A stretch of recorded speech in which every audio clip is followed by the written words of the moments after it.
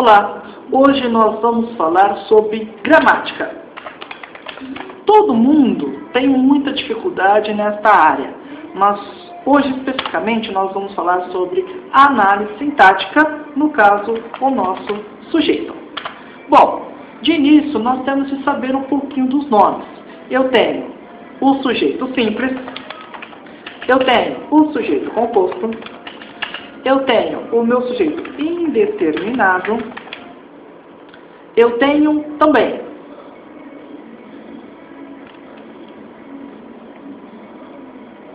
indeterminado, eu tenho o meu sujeito oculto, tenho também o meu sujeito inexistente, ou o que nós chamamos de oração sem sujeito. Vamos começar a falar sobre o sujeito simples. O sujeito simples, como todos sabem, ele é simples. Ah, que legal! Mas, para ser mais preciso, quando a gente fala na função sujeito, nós temos que entender que é a minha função que está fazendo ou recebendo a ação verbal. Então, vou colocar um exemplo bem simples. Olha lá. A menina chegou. Eu tenho que identificar, antes de mais nada, o meu verbo ou a minha ação verbal. No caso, chegou é o meu verbo. Sabendo disso, eu vou perguntar para o meu verbo. Uma pergunta bem simples. Quem chegou? E a resposta será a menina. Muito bem. Mas eu tenho duas palavras na minha função. Vocês viram que foram automaticamente. Ó, quem chegou? A menina. Eu tenho duas palavras que estão na função de sujeito. No caso aí, que nós temos de entender é quem é a palavra mais importante desta minha função. O a ou o menina? Para eu saber, eu vou simplesmente analisar sem, por exemplo, a palavra menina. Então, a chegou? Tem sentido? Não. E se eu disser menina chegou? Tem sentido? Sim. Então, eu tenho aí menina como o meu núcleo do sujeito. Agora, e o azinho? O a não está acompanhando o núcleo? No caso, menina? Então, o a será o meu adjunto adnominal. Isto é, a palavra que está acompanhando o núcleo do meu sujeito. O núcleo do meu sujeito é menina. Vamos lá. Núcleo do sujeito. Agora, tem que tirar da mente que o sujeito não é a pessoa que faz a ação. Nós estamos falando da palavra que faz ou recebe a ação.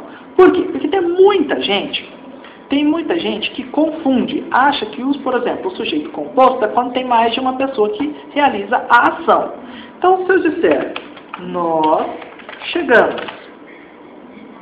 eu continuo com o sujeito simples, porque nós é apenas uma palavra dentro da função sujeito. Se eu trocar o nós por eu e José, chegamos, aí sim, porque eu tenho duas palavras que vão representar a ação do meu verbo. Então, eu tenho um sujeito composto. Agora, se eu tirar o eu e o José, ficará apenas a ação verbal. Chegamos. Eu vou perguntar a vocês. Quem? E automaticamente, o meu verbo, por causa da desinência verbal, vai me dizer quem chegou. Quem? Nós. Não está aparecendo na minha oração. Então, não tem aqui. Mas eu sei que existe antes dele. Então, se eu sei que existe e ele não está, nós vamos chamar de sujeito oculto. É aquele que tem, mas não aparece. Então, ele está escondido. Agora, o meu sujeito indeterminado acontece em duas situações. A primeira situação, que nós vamos chamar de sujeito indeterminado. Quando o meu verbo aparecer na terceira pessoa do plural. Então, por exemplo, roubaram o banco. Agora eu vou te perguntar. Quem roubou o banco? E você vai me dizer. Eles. Você sabe quem é? Não. Pode ser qualquer um. Não tem como saber. Eu não tenho uma referência anterior que me mostre quem roubou este banco. Então, o meu verbo está na terceira pessoa do plural. Portanto, eu tenho sujeito indeterminado.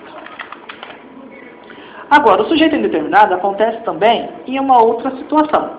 Então, por exemplo, precisa-se de empregados. Está vendo essa partícula aqui, se? Essa partícula se, ela pode se referir várias funções. Mas, o que eu tenho que saber para saber se realmente é um sujeito indeterminado, um caso de sujeito indeterminado, ou não? Simples. Você vai pegar a palavra que vem depois e vai tentar jogar para o início. Então, olha lá. Empregados. Vai inserir um verbo de ligação. No caso, são, porque empregados está no plural, a palavra. Então, meu verbo tendido para o plural são precisados. Aí eu pergunto para vocês. Tem como eu construir isto? Porque no caso aí, eu estou construindo uma voz passiva analítica. Tem como? Verbo de ligação e o meu verbo no particípio. Não, fica feio, né? Então, se não tem como, eu tenho certeza que este se é partícula de indeterminação do sujeito. Ou seja, eu tenho nesta oração o sujeito indeterminado. Agora, nós temos também de entender que isso aqui também já faz uma norma da concordância verbal. Quando eu tenho a partícula se como índice de indeterminação do sujeito, este meu verbo precisa, ele tem que estar na terceira pessoa do singular. Agora, olha a diferença. Se eu disser assim, vem descer casa. Vou fazer, olha lá, tem o Czinho, eu vou fazer a inversão. Casa, coloco o verbo de ligação e o verbo original vai para o particípio. Casa é vendida. Tem como construir isso? Tem. Quem falou não, tá errado. Tem sim. Por quê? Casa é vendida. Tem como fazer esta construção. Então, aqui, ó, eu não tenho uma partícula de indeterminação do sujeito, mas sim uma partícula apassivadora, porque aqui eu tenho o verbo empregado como voz passiva sintética, e o meu sujeito é simples, ó, porque eu tenho casa. Casa, quem é vendida? A casa. Então, casa é o meu sujeito simples. Aqui eu não tenho como construir isto, então eu tenho um sujeito indeterminado. A minha oração sem sujeito, que é o próximo passo, ou sujeito inexistente como ele é conhecido, ele acontece em 3 casos. O primeiro caso é quando eu tenho o verbo que indica fenômenos da natureza. Então, por exemplo, choveu ontem. Tem como perguntar? Quem choveu ontem? Não, né? Eu não tenho como perguntar isso. Ninguém faz essa ação. Então, o meu verbo aqui, ó, ele se refere a um fenômeno da natureza. Então, eu tenho uma oração sem sujeito ou sujeito inexistente. Agora, se eu disser... O segundo caso é com o verbo haver. Então, lá, há pessoas neste local. Este verbo, que é o verbo haver, o que você vai ter que fazer mentalmente? Trocar para o que você vai ter que fazer mentalmente? Trocar para existir. Então lá, ele vai ter de estar no mesmo tempo verbal. Então o a, pessoas, o meu verbo haver está no presente. Então o meu verbo existir tem de estar no presente.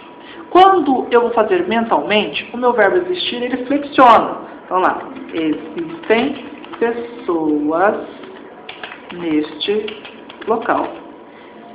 Teve como fazer esta alteração? Sim. Então este meu verbo haver, ele é impessoal. Por que impessoal? Porque ele está no lugar de um outro verbo, dando o sentido de existir. Sendo impessoal, ele não tem pessoa. Já diz impessoal. O morfema que diz não. Então, não pessoa. Se não tem pessoa, não tem como descobrir o tipo de sujeito. Por isso que eu tenho um sujeito inexistente, ou uma oração sem sujeito. O outro caso que acontece é com o verbo fazer. Quando o meu verbo fazer indicar tempo, quando o meu verbo fazer indicar tempo, ele também se torna impessoal. Isto é, não tem sujeito. Então lá, faz tempo que não o vejo. Este faz está indicando tempo. Então ele tem de ser empregado na terceira pessoa do singular, porque ele é impessoal. E os verbos impessoais só podem ser empregados na terceira pessoa do singular. Então, não tem como você falar, como muitos dizem, fazem anos que não o vejo. Esta colocação está errada, porque o meu verbo fazer está indicando tempo. E se indica tempo, eu tenho de colocar na terceira pessoa do singular. E qual é o sujeito? Sujeito inexistente. Oração sem sujeito. Muito obrigado. Até a próxima.